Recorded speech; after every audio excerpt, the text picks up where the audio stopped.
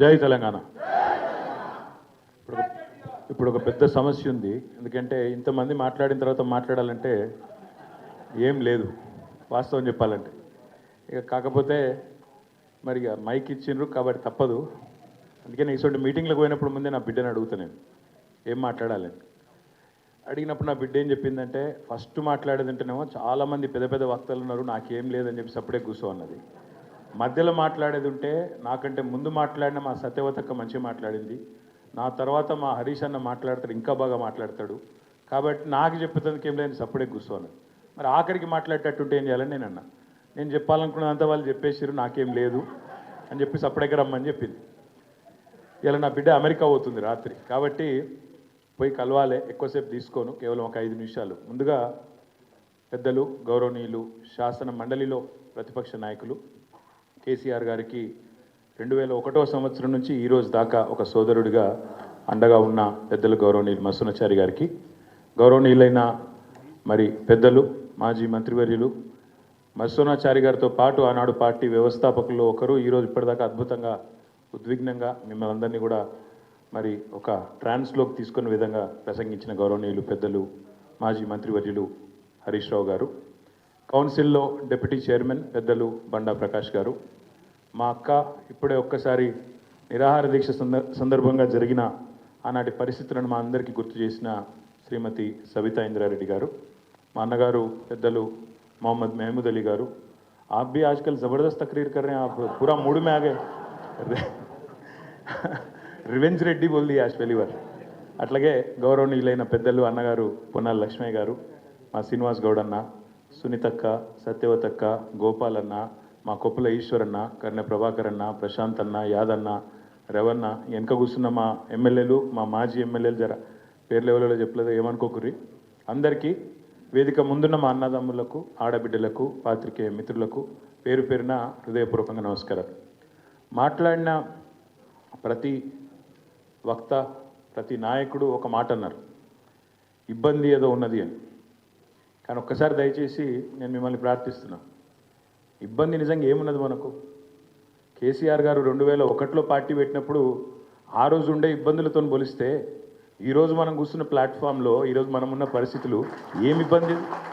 ఇది ఇబ్బందే కాదు, అదొక లొట్టపీస్ కేసు, వాడొక లొట్టపీస్ ముఖ్యమంత్రి, చేయగలిగేది ఏమీ లేదు, ఇబ్బంది లేదు, మన లేదు. మీరు అనవసరంగా ఇబ్బంది అన్న మాట దయచేసి మీరు మాట్లాడకూడదు పబ్లిక్ వేదికల మీద, ఎందుకంటే ఇబ్బంది ఏముంది? కేసీఆర్ గారు ఆనాడు కడుపు మార్చుకొని తెలంగాణ వచ్చుడో కేసీఆర్ సచ్చుడో, తెలంగాణ జైత్రయాత్రనో కేసీఆర్ శవయాత్రనో అని కూర్చున్నాడు చూడు, గా ఇబ్బంది ముందుకు ఇది ఏమి ఇబ్బంది నాకు అర్థం కాదు. మా తమ్ముళ్ళు కేసీఆర్ గారు నిరాహార దీక్ష కూర్చున్నాను, నాకు యాదుకుంది, ఉస్మానియా యూనివర్సిటీలో మా తమ్ముడు సుమన్ కానీ, ఎర్రోల సీను కానీ, ఇంకా మిగతా విద్యార్థి నాయకులు, వాళ్ళ ఈపులు విమానం మూత మోగినాయి, 56, 60 లాఠీ దెబ్బలు పడితే ఒక్కొక్కరిని ఈపు కాలిపోయింది, కమిలిపోయింది. గా ఇబ్బందుల ముందు ఇదేమి ఇబ్బంది? ఒక సిరిపురం యాదయ్య, ఒక శ్రీకాంతాచారి ఒంటి మీద పెట్రోల్ పోసుకొని, మనము చిన్న సురుకంటితేనే అయ్యా అవ్వ అంటాం, ఒంటి మీద పెట్రోల్ పోసుకొని భగభగ మండుతుంటే వాళ్ళు పోలీసుల మీద కురికిన చూడు, ఆ ఇబ్బంది ముందుకు ఇదేమి ఇబ్బంది? ఇబ్బంది అనేది లేనే లేదు. నేను మళ్ళీ చెప్తున్నా, అదో లొట్టపీస్ కేసు, వాడొక లొట్టపీస్ ముఖ్యమంత్రి, పీకేదేమీ లేదు. కాబట్టి మీరెవరు ఆ మాట మాట్లాడవచ్చు. ఇంకొక మాట కూడా నేను చెప్తా ఉన్నా, ఇబ్బంది అంటే కేసీఆర్ గారు పార్టీ పెట్టినాడు అగమ్య గోచరం, తెలంగాణ వస్తుందో రాదో తెలియదు, మజిల్ పవర్ లేదు, మనీ పవర్ లేదు, మీడియా పవర్ లేదు, తెలంగాణ సమాజం ఒక్కటిగా లేదు. అట్లాంటి పరిస్థితుల్లో, అగమ్య గోచరమైన పరిస్థితుల్లో ప్రజల కోసం, తెలంగాణ రాష్ట్రం కోసం తన జీవితాన్ని అంకితం చేసి ఆఖరికి సావు నోట్లో తలబెట్టి తెలంగాణ తెచ్చిన నాయకుడు కేసీఆర్. అట్లాంటి కేసీఆర్ తయారు చేసిన సైనికుడిగా, కేసీఆర్ రక్తం పంచుకొని పుట్టిన బిడ్డగా ఇది ఇబ్బంది కానే కాదు. మనం ఎవ్వరం కూడా బాధపడాల్సిన అవసరం లేదు. నేను మిమ్మల్ని కోరేది, ప్రార్థించేది ఒకటే, ఈరోజు రాష్ట్రంలో ఒక 3D పాలన నడుస్తున్నది. 3D ఏంటిదా? 3D, మొదటి డి డిసెప్షన్, డిసెప్షన్ అంటే మోసం. రెండవ డి డిస్ట్రాక్షన్ అంటే అటెన్షన్, మన అటెన్షన్ మళ్ళించుడు. మూడవ డి డిస్ట్రక్షన్, విధ్వంసం. ఈ 3 జరుగుతున్నాయి. డిసెప్షన్ అంటే ఏంది? ఇప్పుడు హరీష్ రావు గారు చెప్పారు, హేమంత్ సోరెన్ గారు మొన్ననే గెలిచిండు జార్ఖండ్లో, కానీ నిజాయితీ గల నాయకుడు కాబట్టి, నిజాయితీ గల బిడ్డ కాబట్టి, జార్ఖండ్ రాష్ట్ర ఏర్పాటు కోసం వాళ్ళ నాన్నగారు శిబు సోరెన్తో పాటు కొట్లాడిన బిడ్డ కాబట్టి, ఆ ప్రజల మీద ప్రేమ ఉంది కాబట్టి, ఆ రాష్ట్రం మీద ప్రేమ ఉంది కాబట్టి, నిజాయితీ ఉన్న ఒక గిరిజన బిడ్డ కాబట్టి, ఇచ్చిన మాట నిలబెట్టుకోవాలనే సోయున్నోడు కాబట్టి వెంటనే 2500 ఇస్తాడు మొదటి నెల నుంచి. అది నిజాయితీ. అదే మరి రేవంత్ రెడ్డి ప్రభుత్వం ఏం చేస్తున్నది? మీరు చూడండి ఎంత దారుణం అంటే, మోసం ఎట్లుంటుందంటే, ఒకటేమో 6 గ్యారంటీలు, అఫిడవిట్లు, దేవుళ్ళ మీద ఒట్లు, అవన్నీ మీకు తెలుసు. నేను చెప్పా, నిన్న చూసిన నేను టీవీలో, జాతీయ టీవీలో ఆజ్ తక్ అనే టీవీ, కాంగ్రెస్ యొక్క అధికార ప్రతినిధి ఆమె ఉంటుంది, పెద్ద మనిషి ఒక ఆమె, సుప్రియానో శ్రీప్రియానో, ఆమె చెప్తున్నది నిన్న జాతీయ మీడియాలో కాంగ్రెస్లో మోసం ఎట్లుంటుందో చెప్తుంది. మరి మీరు మళ్ళా ఢిల్లీలో మాటిస్తుండ్రు, మహిళలకు ఏదో ప్యారీ బెహనా స్కీమ్ అని పెడుతుండ్రు, నెలకు 2500 ఇస్తామంటుండ్రు, ఎక్కడన్నా ఇచ్చిండ్రా ఇది వరకు అని అడిగింది ఆమె. అడిగితే ఆమె ఏమంట దొరికినా, తెలంగాణలో 90 లక్షల మంది ఆడబిడ్డలకు నెలకు 2500 మా ప్రభుత్వం ఇస్తున్నది, నెలకు టంచన్గా ఇస్తున్నదని ఆడ గంటాపదంగా మోసం చేస్తూ అబద్ధాలు చెప్తా ఉన్నారు. మరి ఇంతకంటే మోసం, ఇంతకంటే దగ ఉంటుందా? అంటే ఇక్కడ ఇయ్యనిది ఇచ్చినట్టు, ఉన్నది లేనట్టు, ఏదో ఒక ఊహాజనితమైన మోసపూరితమైన ప్రపంచ నిర్మాణం చేయడం. ఇక రెండోది విధ్వంసం. నిజంగా మనకున్న ఇబ్బంది ఏ పాటి ఇబ్బంది? ఇక్కడ హైడ్రా బాధితులు వచ్చి ఇల్లు కూలిపోతుంటే ఏడ్చిలు చూడు, వాళ్ళ ఇబ్బంది ముందు మనది ఏమి ఇబ్బంది? ఇవాళ లగచర్లలో రైతులు భూములు ఇవ్వకపోతే తీసుకుపోయి 40 రోజులు గిరిజన రైతులను జైల్లో పెట్టిన చూడు, వాళ్ళ ఇబ్బంది ముందు మనది ఏమి ఇబ్బంది? కాబట్టి ఇవాళ ఈ ప్లాట్ఫామ్లో మన పార్టీ 25వ సంవత్సరంలో అడుగు పెడుతున్న ఈ సంవత్సరంలో మనకి ఇదేం పెద్ద ఇబ్బంది కాదు. కేసులు అనేది అసలు ఇష్యూయే కాదు. మనం చేయవలసింది ఈరోజు ఒకటి, జనవరి 8వ తారీఖు ఈరోజు. ఇంకా సంవత్సరం మొత్తం మనం ముంగటుంది. ఇంకా 360 రోజులు, దాదాపు 358 రోజులు మనం ముంగటున్నాయి. ఈ 350 రోజులు మనం చేయాల్సిన పనుల్లో ఒకటే, రైతు భరోసా విషయంలో రేవంత్ రెడ్డి చేస్తున్న మోసాన్ని ప్రతి రైతుకు అర్థమయ్యే విధంగా అరటి పండు ఒలిచి నోట్లో పెట్టినంత మంచి సులువుగా ఇంటింటికి, గల్లి గల్లికి, గడప గడపకు పోయి రైతులకు జరుగుతున్న మోసం చెప్పాలి. ఎట్లా రేవంత్ రెడ్డి ప్రభుత్వం ఒక్కొక్క ఎకరానికి 17,500 రూపాయలు రైతులకు బాకీ ఉన్నదో బరాబర్ చెప్పాలి.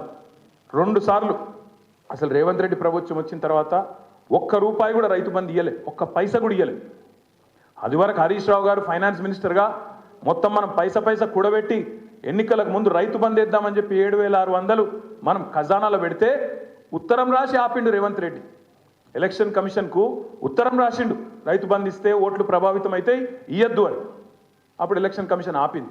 అదే పైసలు మనం కూడబెట్టిన పైసలు, మన ప్రభుత్వంలో మనం ట్రెజరీలో పెట్టిన పైసలు 4 నెలలు సతాయించి నాట్లు వేసేటప్పుడు పడాల్సిన పైసలు ఓట్లు వేసేటప్పుడు వేసిండు ఎలక్షన్లలో. అది తప్ప ₹1 కూడా రైతుకి ఇచ్చింది లేదు.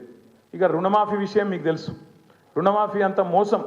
ప్రతి దేవుని మీద ఒట్లు పెట్టిండు, కనబడ్డ దేవుళ్ళందరి మీద ఒట్లు పెట్టిండు, కానీ ఇంతవరకు రుణమాఫీ కాలే. మొన్న అసెంబ్లీలో అడిగిన నేను, పోదాంపా మరి మీకు కొండారెడ్డిపల్లె పోదామా, కొడంగల్ పోదామా, ఒక్క దగ్గర నన్న 100% రుణమాఫీ అయిందని చెప్పి రైతులు చెప్తే రాజకీయ సన్యాసం తీసుకొని రాజీనామా చేసి ఆడికెళ్ళి పోతామని చెప్పినాం. కానీ కుయ్యి లేదు, కయ్యి లేదు. ఎందుకంటే ఆయనకు కూడా తెలుసు, పోని పాపం ఆ పార్టీలోకి అబద్ధాలు చెప్పుట్ల ట్రైనింగ్ అన్న చక్కగా ఇచ్చినట్టు అది కూడా ఇవ్వలేదు. ఒక ఎమ్మెల్యే లేచిండు పెద్దపల్లి, ఆయన లేచి మీరు రాండ్రి ఇప్పుడే పోదాం, మా పెద్దపల్లిలో 60% 70% అయిందని చెప్పిండు. మేము చెప్పింది గదేరా నాయన, మొత్తం కాలేదు, ఇదేమేం చెప్పింది మీ ముఖ్యమంత్రి 100 అంటుడు, నువ్వు 60 అంటూ, నువ్వు కింద పోతే చారాన కాలే, సిగ్గు లేకుండా మాట్లాడుతుండ్రంటే మళ్ళీ సపరేట్గా నోరు మూసుకొని కూర్చున్నారు. ఈ మోసం చెప్పాలి. రుణమాఫీ ఏమైంది, రైతు భరోసా ఏమైంది, కౌలు రైతులను కలవరిచ్చిండప్పుడు. కౌలు రైతులు 22 లక్షల మందికి ఉత్తరం రాస్తున్నా, కేసీఆర్ ఇస్తలేడు మీకు, నేను ఇస్తా అన్నావు, ఏమైంది అని అడగాలి. ఇది మర్చిపోని కేసు. ఈ కేసు నేను కొట్లాడతా, మనకు మంచి లాయర్లు ఉన్నారు, జోర్దార్ లీగల్ సెల్ ఉన్నది, ఆ కేసు సంగతి మేము చూసుకుంటాం. మీరు దాని గురించి మర్చిపోండి, దాని గురించి ఆందోళన చేయాల్సిన అవసరమో బాధపడాల్సిన అవసరమో లేనే లేదు.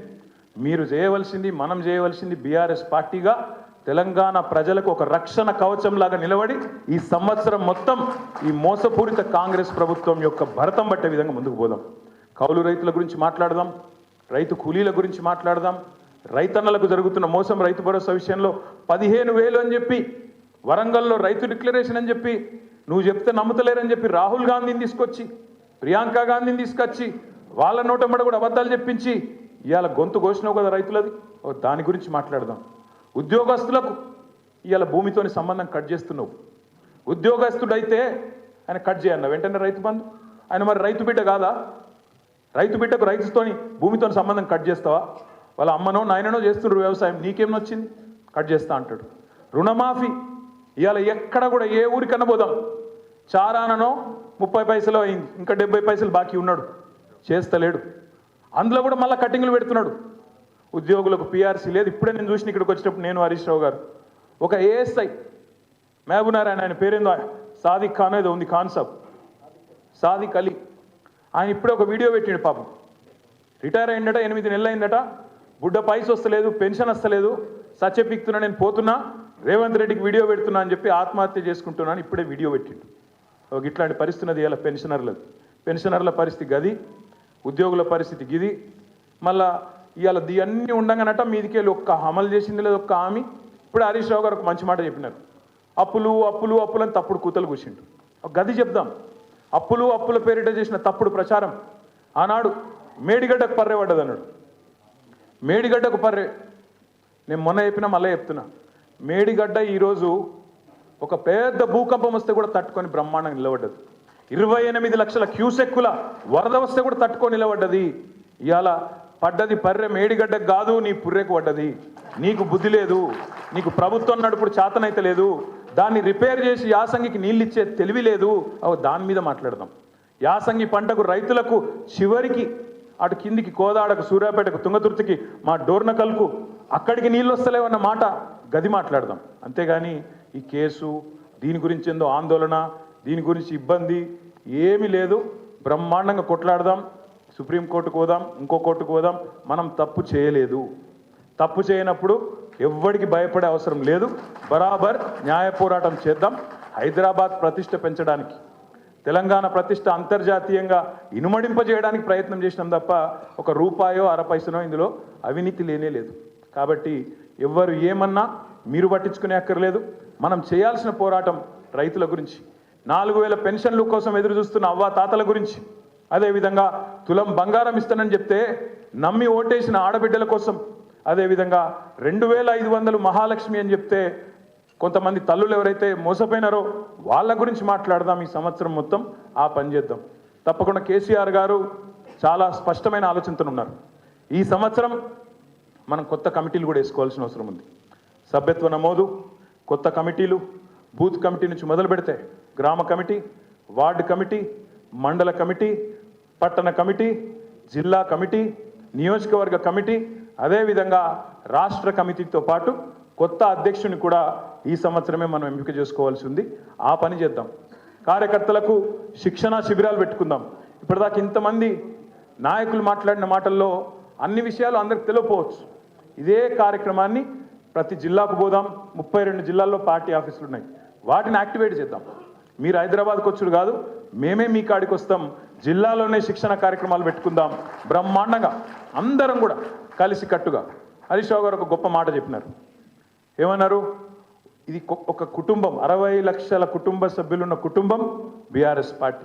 కాబట్టి ఒకరికి కష్టం వచ్చినా అందరం కూడా, ఒక కాకికి కష్టం వస్తే 10 కాకులు ఎట్లొచ్చైతే వాళ్తాయో అట్లే 60 లక్షల మంది కుటుంబ సభ్యులున్న ఈ పార్టీని ఒకరికొకరం అండగా ఉంటూ కాపాడుకుందాం. తెలంగాణ ప్రయోజనాల కోసం, మన కోసం కాదు, తెలంగాణ బాగుండాలని కోరుకునే పార్టీ, తెలంగాణ కోసమే పుట్టిన పార్టీ, తెలంగాణ ప్రయోజనాలే పరమావిధిగా పనిచేసే పార్టీ. ఇవాళ ఉన్న ముఖ్యమంత్రి గారికి తెలంగాణలో ఇబ్బంది అనిపిస్తుందట. ఆయనకు ఉమ్మడి రాష్ట్రంలోనే బాగుండే తెలంగాణలో బాగలేదు అని ముఖ్యమంత్రికి అనిపిస్తుందట. ఇది మన కర్మ. అందుకే తప్పకుండా 100కు 100% పూర్తి స్థాయిలో సబితా ఇంద్రారెడ్డి గారు చెప్పినట్టు ఒక్కొక్కరం ఒక కేసీఆర్ లాగా కొట్లాడదాం, గ్రామ గ్రామాన కథానాయకులను సృష్టిద్దాం.